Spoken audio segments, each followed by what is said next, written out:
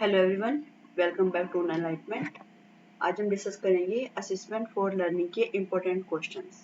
जो आपका ये पेपर है अधिगम के लिए आकलन, इससे संबंधित कुछ महत्वपूर्ण प्रश्न हैं जो कि आपके क्वेश्चन पेपर में आपको मिल जाएंगे। अभी आपका एग्जाम होने वाला है ये, तो उम्मीद करते हैं इनमें से आपको कुछ क्वेश्चन मिलेंगे। ये लॉन्ग क्वेश्चन डिस्कस किए जा रहे हैं, इन्हीं में से आपको शॉर्ट और वेरी शॉर्ट क्वेश्चन भी मिल जाने की बहुत उम्मीद रहेगी। तो ये यूनिट वाइज क्वेश्चन है आपकी, फिर 5 यूनिट है इसमें।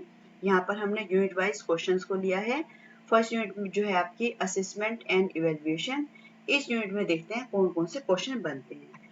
फर्स्ट क्वेश्चन है, what do you understand bye measurement and evaluation? मापन और मूल्यांकन से आप क्या समझते हैं? यहाँ पर इस तरह से भी आ सकता है, what is difference between measurement and evaluation? मापन और मूल्यांकन में क्या अंतर है? Right measurable variable and their types। मापन के चर और उसके प्रकार लिखिए। जो उसके प्रकार है, ये मापन के चर उसके प्रकार, इसमें आपका क्वालिटेटिव वेरिएबल, क्वांटिटेटिव वेरिएबल, गुणात्मक चर और मात्रात्मक चर, ये लिखना है आपको। और मात्रात्मक चर में जो आपका ये क्वांटिटेटिव वेरिएबल है, इसके अंदर कॉन्टिन्यूस वेरिएबल और डिस्क्रीट वेरिएबल, मतलब सतत चर और असतत चर, इसके बारे में आपको पूरा पूरा ये लिखना है। नेक्स्ट क्वेश्चन है, what do you understand bye scale of level of measurement? Explain in detail. मापन के स्तर या पैमाने या इसके प्रकार, ये पूछ रहे हैं। इसमें इनके प्रकारों को लिखिए। इसमें आपको nominal scale, ordinal scale, interval scale, ratio scale, या हिंदी में इसका नामित पैमाना, क्रमिक पैमाना, आंतरिक पैमाना, अनुपातिक पैमाना, इनको आपको लिखना है। नेक्स्ट है, what do you mean bye educational evaluation? शैक्षिक मूल्यांकन से आप क्या समझते हैं? यहाँ पर भी शैक्षिक मूल्यांकन और मापन में अंतर भी पूछा जा सकता है। How is it significant in teaching learning process? और ये टीचिंग लर्निंग प्रोसेस में किस तरह से महत्वपूर्ण है? Discuss different techniques of evaluation in teaching. Evaluation जो मूल्यांकन की जो तकनीकी हैं, उन तकनीकी को बताओ, या कौन कौन से उनके प्रकार हैं, क्या कितने। इसमें आपको बताना है, ये रेटिंग स्केल है, आपका ऑब्जर्वेशन स्केल है, केस स्टडी है, शेड्यूल है, क्वेश्चन आंसर है, ये सारे आपको इसके अंदर बताने होंगे। नेक्स्ट इसमें क्वेश्चन दिया है यूनिट फर्स्ट का, describe in detail factors affecting the progress and profile of learner. अधिगमकर्ता के प्रोफाइल और उसकी प्रोग्रेस के बारे में पूछा गया है। इसमें आपको बताना है अधिगमकर्ता की प्रोफाइल के बारे में। जो फैक्टर्स हैं, अफेक्टिंग फैक्टर्स यानी कारक तत्व जो प्रभावित करते हैं, उनको बताना है।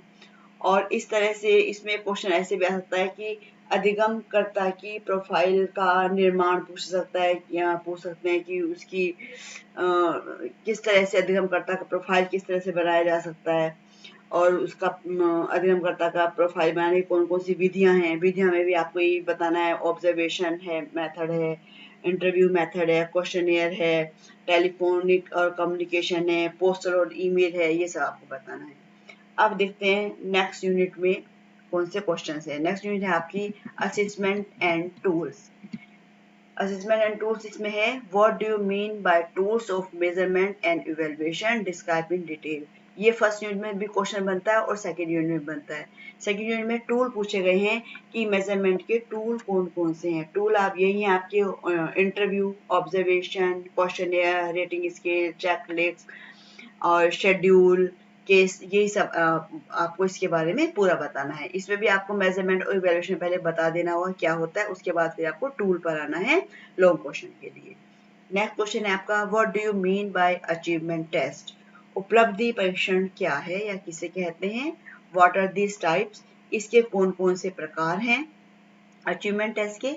As a teacher how will you construct achievement test? एक शिक्षक के रूप में आप उपलब्धि परीक्षण का निर्माण कैसे करेंगे? अब इसके पहले तो आपको बता देना अचीवमेंट टेस्ट क्या होता है, इसके बारे में बताओगे, इसके प्रकार बताओगे। फिर जब इसको बताना है कि इसका निर्माण टीचर कैसे कैसे करता है, तो इसमें पूरा आपको बताना है कि प्लानिंग टेस्ट कैसे होती है, फिर वेटेज ऑब्जेक्टिव की वेटेज कैसे दिया जाता है, फिर weightage to type of questions, blueprint, पूरा आपको ब्लूप्रिंट इसमें बना करके दिखाना होगा, तभी आपको इसमें अच्छे मार्क्स मिल पाएंगे। ये बहुत अच्छा क्वेश्चन है और इसको बहुत अच्छी तरह से भी किया जा सकता है। इसे पूरा प्रॉपर आपको प्लानिंग से लेकर पूरा ब्लूप्रिंट तक आपको लिखना होगा। उसके बाद है आपका question, what do you mean bye reliability and validity. ये क्वेश्चन किसी भी तरह से भी आ सकता है। ये केवल वैलिडिटी पूछी जा सकती है या केवल रिलायबिलिटी भी पूछी जा सकती है, यानी कि प्रश्न की वैधता और विश्वसनीयता से संबंधित क्वेश्चन है ये। Describe in detail of the types of validity. Validity के प्रकार भी पूछे हैं, जो आपके प्रकार हैं, प्रोडक्टिव वैलिडिटी है, कंटेंट वैलिडिटी है, कॉन्करेंट वैलिडिटी है, कंस्ट्रक्टिव वैलिडिटी है। हिंदी में आपकी विषय वस्तु वैधता, समवर्ती वैधता, रचनात्मक वैधता, पूर्व कथन वैधता। और विश्वसनीयता भी इस तरह से ही आपको विश्वसनीयता के बारे में भी लिखना होगा। उसकी विधियां पूछी जा सकती हैं। टेस्ट रिटेस्ट आपको बताना होगा इसमें। स्प्लिट हाफ मेथड ये बताना होगा इसमें आपको। नेक्स्ट क्वेश्चन है, what do you mean by norms of a test. मानक मतलब एक जो टेस्ट है उसके क्या मानक हैं, और व्हाट आर द टाइप्स, इसके टाइप्स पूछे गए हैं, कौन कौन से टाइप्स हैं, और इसकी एक अच्छे मानक की क्या क्या विशेषताएं होती हैं, विशेषताएं आपको बतानी है। प्रकार में आपको वही बताना होगा। एज नॉर्म्स है आपका, ग्रेड नॉर्म्स यानी कक्षा ग्रेड जो होता है, परसेंटाइल, स्टैंडर्ड नॉर्म्स, ये बताएंगे आप।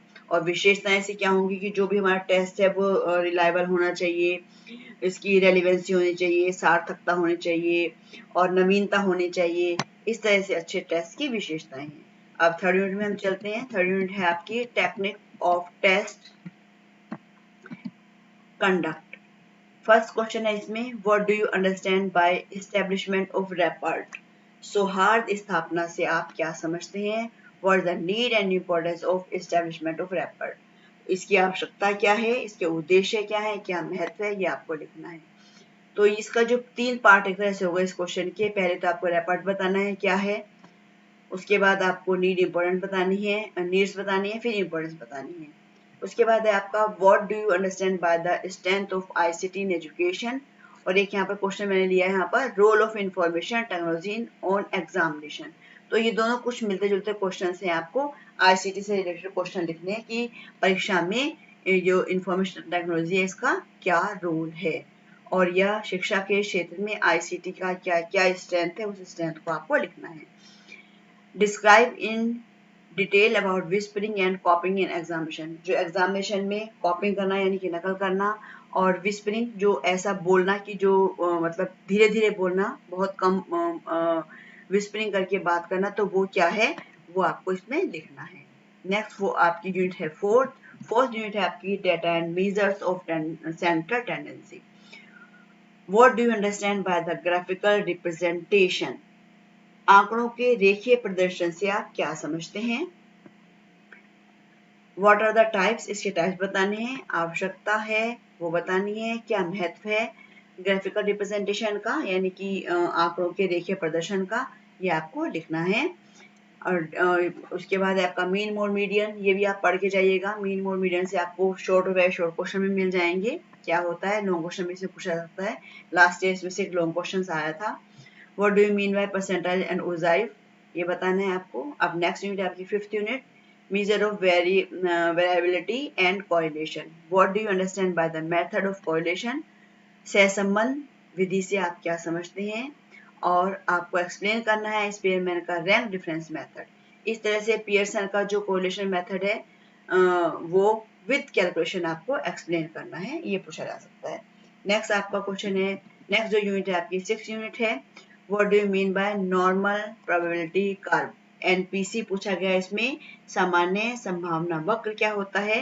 राइट इस कैरेक्टरिस्टिक्स एंड एजुकेशन इम्प्लीकेशन, इसकी विशेषताएं बताइए और शिक्षा के क्षेत्र में इसका उपयोग क्या है वो बताइए।